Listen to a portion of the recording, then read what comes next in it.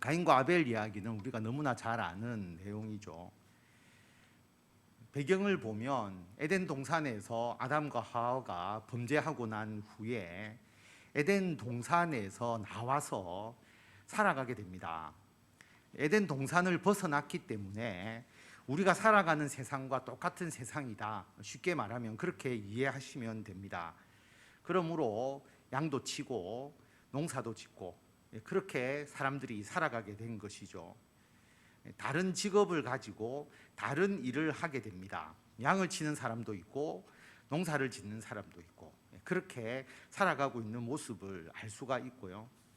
수고하고 땀을 흘려야 먹을 수 있도록 하나님께서 아담과 하와의 범죄 이후에 사람을 그렇게 만드셨기 때문에 목축도 하고 농사도 짓고 땀을 흘려서 수고해서 먹고 살아갈 수 있도록 하나님께서 하셨습니다.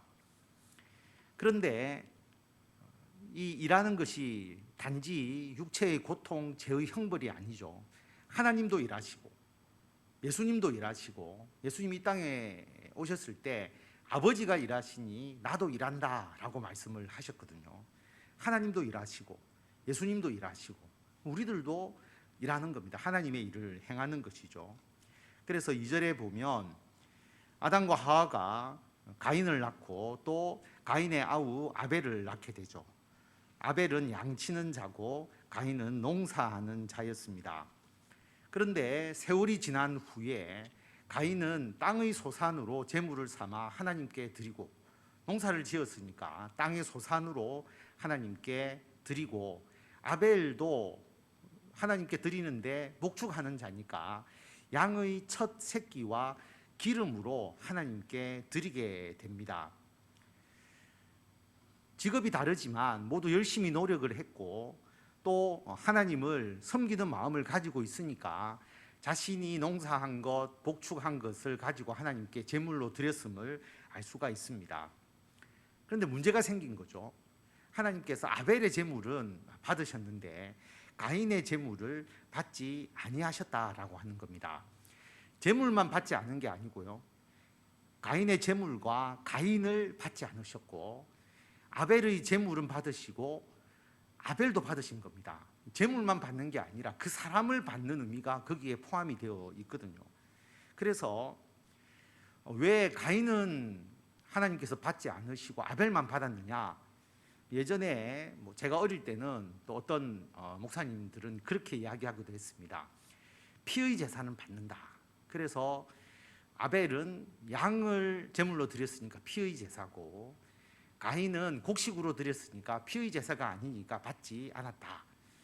그때는 그게 옳은지 그른지를 알 수가 없었지만 제가 목사가 되어서 그 이야기를 회상해 보면 그건 잘못된 가르침이죠. 왜냐하면 피로 드리지 않는 곡식으로 드리는 제사도 분명히 구약에 나와 있습니다. 그렇기 때문에 피의 제사는 받고 피의 제사가 아니었기 때문에 받지 않는다, 그것은 아니고요. 하나님께서 오히려 그 당시의 관점에서 본다면 이때는 그 육식을 할 때가 아니거든요. 사람이 육식은 노아 홍수 이후에 육식을 하게 되었고 그 이전에는 사람들이 먹을 수 있는 것은 채소였습니다. 곡식과 채소였죠. 그렇기 때문에 어떻게 보면 아벨은 먹을 수 없는 것을 하나님께 드린 거죠. 그때 양은 가죽을 얻기 위한 것이지 먹기 위한 것이 아니었기 때문에 먹을 수 없는 것으로 드렸고, 가인은 땅의 소산, 그러니까 자기들이 먹을 수 있는 것 중에서 하나님께 드렸기 때문에 오히려 가인이 드린 제사의 제물이 더 올바른 것이라고 할 수가 있습니다. 그리고 직업적으로 보면 가죽을 얻는 것보다 당장 먹을 수 있는 곡식을 재배하는 것이 더 귀하고 중요한 일이지 않습니까? 가인이 하는 일이 아벨이 하는 것보다 직업적으로도 더 좋은 일, 더 중요한 일이었을 것임을 알 수가 있죠. 더 중요한 일도 하고 먹을 수 있는 것 중에서 하나님께 올바로 드린 제물인데 하나님이 가인의 제물은 받지 않고 가인도 받지 않고 아벨을 하나님께서 받으셨다라고 하는 겁니다. 그 이유를 보면 우리가 4절에 보면 아벨은 양의 첫 새끼와 기름으로 드렸다. 처음 태어난 그 양의 첫 새끼, 그리고 그 기름. 여기에서 보면 아벨은 굉장히 처음 것을 하나님께 드림으로써 하나님께 대한 감사의 마음, 하나님께 뭔가 자신의 마음과 정성을 드리려고 하는 마음이 여기에 포함되어 있다, 담겨져 있다는 것을 알 수가 있습니다. 하나님께서 나에게 주신 그 은혜에 대해서 진심으로 감사하고자 하는 마음이 담겨 있음을 볼 수가 있죠. 그래서 하나님께서 아벨과 그의 제물은 받으셨지만 제물만 받는 게 아닙니다. 그 제사를, 그 예배를 드릴 때에 제물도 받으셨지만 아벨의 마음, 아벨의 그 삶을 받으신 거죠. 아벨과 그의 제물은 받으셨지만 가인과 그의 제물은 받지 아니하셨다라고 하는 겁니다. 자, 어떤 사람은 하나님께서 참 은혜로 받아주시고 어떤 사람은 받지 않을 때에 당연히 하나님께서 받지 않는 사람이 기분이 나쁘겠죠. 사람이니까. 그래서 가인이 몹시 분하였습니다. 안색이 변하였다라고 하는 거죠. 그래서 하나님께서 가인에게 너가 왜 분하여 하느냐, 왜 네가 안색이 변하느냐라고 하는, 그렇게 하나님께서 말씀을 하십니다. 그러면서 가인의 제물을 받지 아니한 이유를 가인에게 분명히 알려주시죠. 7절에 보면 네가 선을 행하면 어찌 낯을 들지 못하겠느냐. 가인이 선을 행하지 않았다라고 하는 겁니다. 선을 행하지 아니하면 죄가 문에 엎드려 있다. 문에 엎드려 있으니까 나가다 보면 그 죄에 탁 걸려서 넘어지게 되잖아요.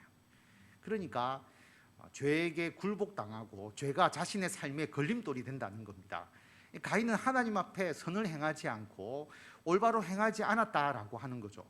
죄가 너를 원하나 너는 죄를 다스려야 된다. 죄에 대해서 항상 우리들의 유혹이 있지만 그 죄에 걸려서 넘어지고 그 죄를 범해서는 안 된다라고 하는 것을 분명하게 말씀하고 있고요. 어떤 죄일까 여러 가지로 생각해 볼 수 있지만 히브리서 11장 4절에 보면 믿음으로 아벨은 가인보다 더 나은 제사를 하나님께 드렸다라고 말합니다. 그래서 의로운 자라 하시는 증거를 얻었다. 믿음으로 아벨은 가인보다 더 나은 제사를 드렸다. 아벨은 하나님에 대한 진실된 믿음으로 자신의 정성을 다해서 하나님께 예배를 드렸고 가인은 그렇지 못했다라고 하는 것이죠. 그래서 하나님께서 그 제물과 가인을 받지 아니하셨다라고 하는 겁니다. 자, 어쨌든 그 사건이 났어요. 가인은 하나님으로부터 그 예배를 받지 못하는 그런 하나님으로부터 어떤 자기의 그 기분 나쁨, 그걸 분명히 가지게 되었고, 아벨은 하나님께서 그 제물과 아벨을 받아주시니까 가인은 굉장히 더 기뻐하고 감사하는 그런 삶이 이제 되었던 거죠. 분명히 양쪽이 다른 하나님의 은혜를 받았습니다. 그 다음이 중요하죠. 누구나 어떤 사람에게는 하나님께서 더 기뻐하시는 사람이 있고 어떤 사람은 하나님께서 좀 더 책망하시는 사람이 있을 수 있습니다. 우리들의 삶에 똑같이 주의 은총을 받는 것이 아니죠. 다른 모습, 다른 은혜를 받을 수가 있다라고 하는 겁니다. 그런데 가인은 이 사건이 일어나고 난 이후에 우리가 잘 알듯이 아벨을 죽입니다. 왜 아벨을 죽였을까? 형제인데. 한번 생각해 볼 수 있죠. 제일 쉽게 생각할 수 있는 것이 질투심 아니겠어요? 시기심. 다른 사람이 나보다 더 잘 되는 것을 시기하고 질투하는 마음이 우리들에게 있잖아요. 형제라고 해도 나보다 그 사람이 더 잘 되고 성공한다면 뭔가 좀 내 마음이 속상한, 배가 아픈. 그래서 우리나라 속담에 사촌이 논을 사면 배가 아프다라고 이야기하는 것. 전혀 모르는 사람이 뭐 논을 사든 뭐 큰 돈을 벌면 별로 배 아픈 줄 모르는데 오히려 가까운 사람이 그렇게 되었을 때 더 시기와 질투가 더 생겨나는 것이죠. 뿐만 아니라 그 이면에 왜 시기와 질투가 생겼을까? 이런 생각도 있지 않았겠어요? 아벨이 없다면 하나님께서 자신밖에 없으니 나를 더 사랑하지 않을까? 아벨이 없었다면 아벨과 가인이 비교가 되지 않았을 것이고 가인에 대해서 하나님께서 더 만족하지 않았을까? 가인이 지나치게 하나님을 잘 섬겼기 때문에 내가 오히려 피해를 본 게 아닐까? 그렇게 생각할 수가 있다는 거죠. 그래서 가인이 자기의 모습을 보지 못하고 아벨 때문에, 다른 사람 때문에 내가 손해를 입었다, 그렇게 생각을 한 겁니다. 아벨만 없다면, 아벨과 자기를 경쟁 관계로 둔 거죠. 하나님의 복을 받는 경쟁 관계로 두니까 아벨만 없다면 내가 더 잘 되었을 것인데, 우리의 삶 가운데서도 그런 경우가 있잖아요. 우리가 뭔가 잘 안 되는 일이 있을 수 있잖아요.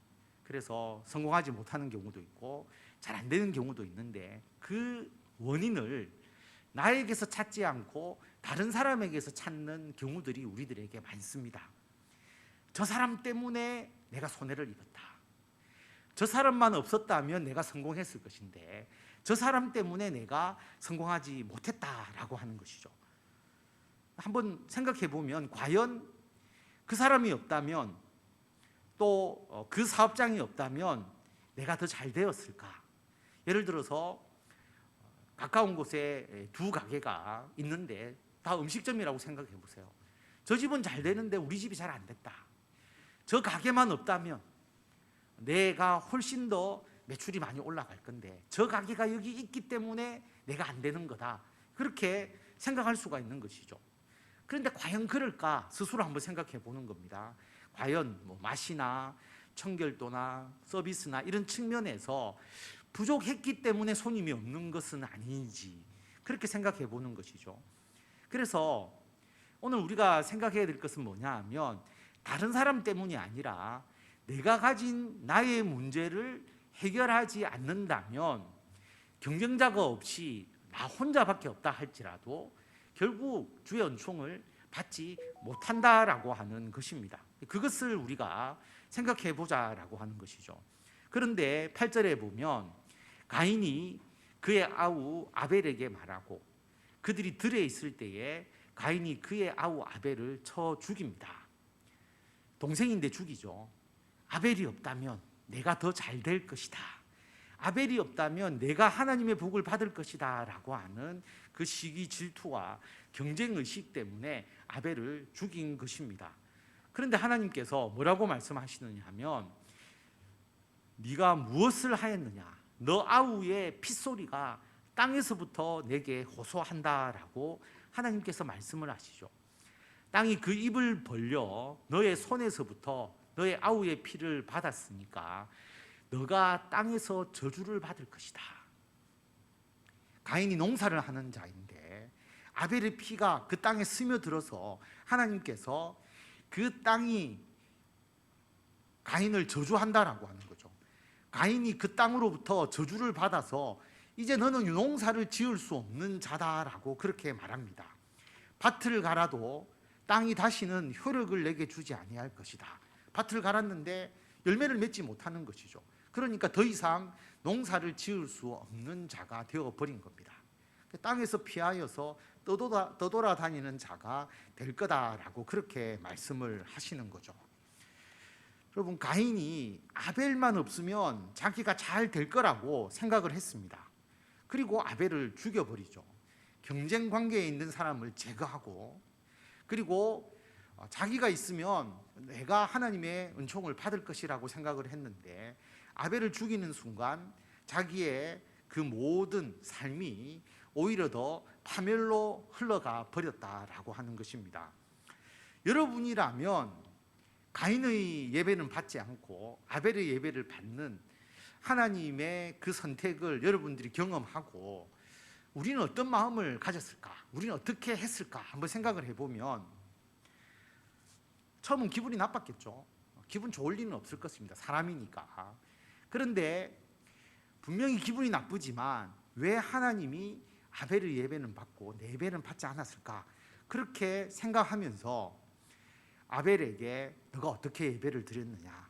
어떤 마음으로 예배를 드렸느냐? 너는 왜 하나님이 너희 예배를 받으셨다고 생각하느냐? 그 이유를 물어보겠죠.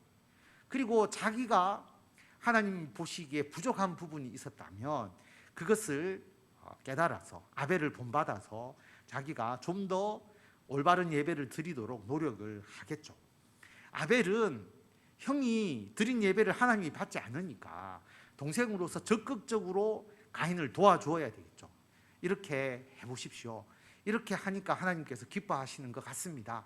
적극적으로 좋은 예배에 대해서 가르쳐주고, 그리고 가인은 자기도 아벨처럼 복을 받기 위해서 동생이지만 아벨에게 물어보고 자신의 부족한 부분을 변화시켜 나가는 것, 그게 가장 올바르고 합리적인 해결 방법이 아니겠습니까?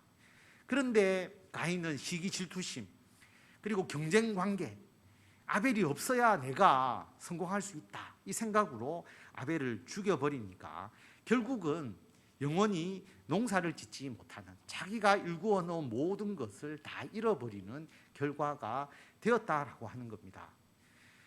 그 지역으로 본다면 양치는 자도 사라지고 농사 짓는 자도 사라져버리는, 모두가 다 실패하는 그 결과가 나타나게 되었다라는 것을 알 수가 있습니다. 우리 사회도 마찬가지죠. 우리 사회도 보면 서로가 같은 시장을 놓고 또는 같은 고객을 놓고 경쟁하는 듯 보이는 그런 어떤 업종이나 또는 그런 가게나 그런 사업장들이 굉장히 많이 있습니다. 대표적으로 보면 대형 할인점이 들어서면서 할인점과 재래시장, 또 할인점과 골목시장, 서로가 대립관계로 생각을 했었죠. 그래서 할인점만 없다면, 대형 할인점만 없다면 재래시장과 골목 상권이 살아나게 될 것이다. 그래서 2012년, 그러니까 거의 10년 전이죠. 그때에 유통산업발전법이 개정이 되었죠. 그래서 의무적으로 의무 휴업일을 만들어서 대형 할인점이 문을 닫도록 했습니다. 대형 할인점이 문을 닫으면 사람들이 자연히 골목 상권이나 또는 재래시장 쪽으로 물건을 사러 갈 것이다. 그렇게 해서 강제적으로 의무 휴업일을 정했죠. 그런데 10년이 지났습니다. 10년이 지나니까 이제 결론이 나오게 된 거죠. 최근에 정부가 그 대형 할인점의 의무 휴업일을 폐지하려고 합니다. 왜냐하면 10년 동안 해보니까 할인점이 문을 열었을 때 사람들이 할인점에 물건을 사러 가고 또 사기 위해서 나오니까 사람들이 나올 때 그 주변에 음식점도 가고 그 주변에서 뭔가 소비도 하고 그렇게 오히려 더 활성화가 되는데, 할인점이 문을 닫으니까 주변 상권도 그때 다 매출이 일어나지 않더라라고 하는 것입니다. 그래서 지금 정부의 방법이, 정책의 방향이 의무 휴업일을 없애는 쪽으로 나아가고 있습니다. 물론 쉬게 되니까 노동자가 하루 쉬게 되는 이점이 있죠. 근로자의 휴식권은 별개의 문제고요. 서로가 상생의 문제에서의 말씀을 드리는 겁니다. 그래서 10년 동안 그 결과가 났다고 한다면 10년 동안 할인점이 문을 닫았을 때 그 골목 상권에 있는 분들이 사실은 피해를 보게 된 거죠. 다시 말하면 저 곳과 나는 경쟁 관계에 있다라고 생각을 했기 때문에 상대방이 좀 잘 안 되기를 바라는 거예요. 안 되어야 내가 더 잘 될 거라고 생각을 한 거죠. 여러분, 우리가 어떤 일에 대해서 모든 일이 서로 경쟁 관계에 여기게 되었을 때에 사람의 마음은 그 사람에게 해를 끼치려고 하는 그런 생각을 먼저 가지게 됩니다. 저 사람이 잘 안 되어야 내가 잘 된다고 생각을 하는 거죠. 근데 그런 경쟁 관계가 아니라 내가 보완 관계라고 생각을 한다면, 저 사람과 내가 서로 부족한 부분을 보완하는 관계로 생각한다면 서로가 더 잘 되려고 협력을 하겠죠. 여러분, 예수님의 12제자가 하나님의 일을 하는 데 있어서 서로 협력하는 관계로 생각한다면 서로 부족한 부분을 나누고 주의 일을 서로 더 잘하기 위해서 협력하고 도왔을 것입니다. 그런데 처음에는 예수님이 왕이 되시고 그 예수님의 좌편 우편에 누가 앉을 것인가 서로 경쟁하는 관계에 되다 보니까 여러분 어떻게 했겠어요? 예수님께 다른 제자가 잘하는 거에 대해서 좋게 이야기를 하겠습니까? 우리 인간적 마음에서 시기, 질투, 경쟁 관계에 저 사람이 아니라 내가 예수님의 우편에 앉아야 된다고 생각을 한다면 상대방이 잘하지 못하는 방식으로 그렇게 모든 일을 했을 겁니다. 자기가 돋보이기를 원하고 상대방은 좀 실패했으면 원하는 그런 마음을 가지게 되는 거죠. 그렇게 되었을 때 공멸하게 되는 겁니다. 그래서 예수님께서 제자들을 그렇게 가르치지 아니하셨죠. 서로가 함께 주의 일을 할 수 있도록 성령을 받아서 예수 그리스도를 머리로 하고 모두가 지체가 되는 삶으로 우리들의 삶을 바꾸어 주셨다, 제자들의 삶을 바꾸어 주셨다라고 하는 것을 우리가 알 수가 있습니다. 그게 교회이지 않습니까? 저도 이렇게 다니다 보면 식당이나 뭐 맛집이 있잖아요. 또 우리가 기장 같은 데 가보면 찐빵집이 있잖아요. 옆에 찐빵집이 한 2개, 뭐 3개 정도 있는데 유독 한 집만 사람들이 많이 가는 거예요. 왜 많이 가는지는 잘 모르겠습니다. 저도 여러 집을 먹어봤는데 제 입맛으로는 차이를 별로 느낄 수가 없었어요. 그런데 유독 한 집을 사람들이 많이 가는 거죠. 그럼 옆에 집의 입장에서 어떤 생각을 할 수 있겠어요? 저 집만 없으면 저 많은 사람들이 다 우리 집으로 올 건데 왜 저 집을 가지? 저 집이 좀 잘 안 됐으면 좋겠다, 이런 마음을 먼저 가질 수 있지 않겠습니까?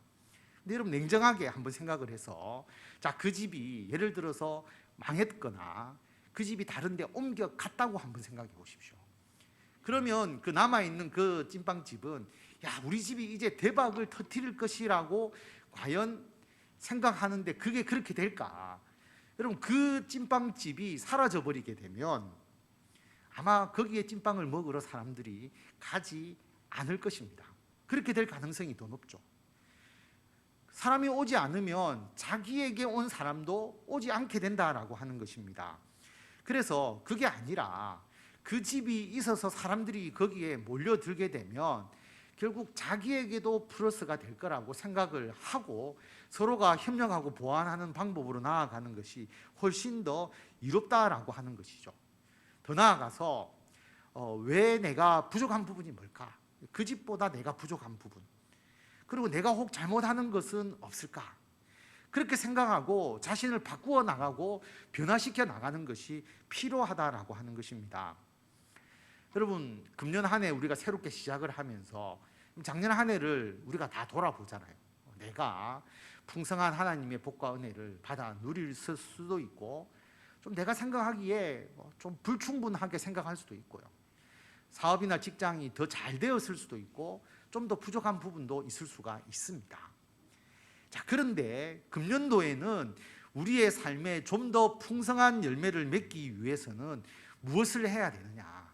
왜 내가 잘 되지 않았느냐? 왜 저 사람에 비해서 내가 하나님의 복과 은혜를 덜 받았느냐라고 하는 그 질문에서 그 원인을 저 사람 때문이다, 또는 저 사업장 때문이다, 저 가게 때문이다, 그렇게 생각해서는 안 된다라고 하는 거죠.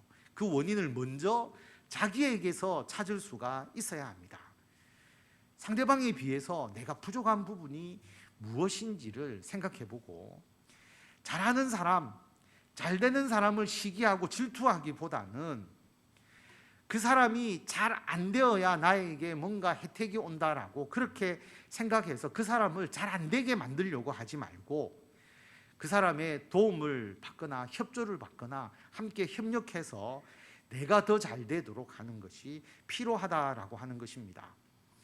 신앙생활을 하다 보면 똑같은 교회에서 똑같은 신앙생활을 하는데 어떤 사람은 하나님의 복을 더 많이 받을 수 있고 하나님의 은총을 더 많이 받는 사람이 있고 덜 받는 것처럼 보이는 사람이 있습니다. 실제로 많이 받고 적게 받고를 떠나서 그렇게 느껴지는 경우가 있을 수가 있죠. 잘 되는 사람이 있고 성공하는 사람이 있고 그런 사람이 눈에 보이는 거죠. 그러면 질투나 시기의 생각을 가지지 마시고 왜 그 사람이 나보다 더 하나님의 은총을 더 많이 받을까?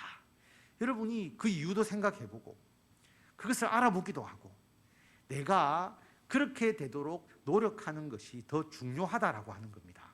그래서 그 사람을 멀리하기보다는 오히려 그런 사람과 더 가까이 지내면서 더 많은 이야기를 나누면서 그 사람과 더 좋은 관계를 맺으면서 내가 배울 건 배우고 협력할 것은 함께 협력해 나가는 것이 필요하다라고 하는 겁니다.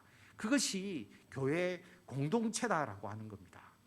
교회에서 하나님께서 교회를 설립하시고 예수 그리스도를 머리로 하고 모든 지체가 그렇게 연결되도록 하신 이유가 뭐냐 하면 서로 경쟁해서 저 사람이 잘 안 될 때 내가 하나님의 은혜를 더 많이 받도록 한 것이 아니라 내가 부족한 것, 다른 사람으로부터 부족한 것이 있다면 그 부족한 것을 그 사람으로부터 배워나가고 그 사람으로부터 내가 그것을 보완해서 모두가 하나님 안에서 공평한 은혜와 복을 받아 누리도록 그렇게 하나님께서 하시기 위해서 교회를 이루셨다라고 하는 것입니다.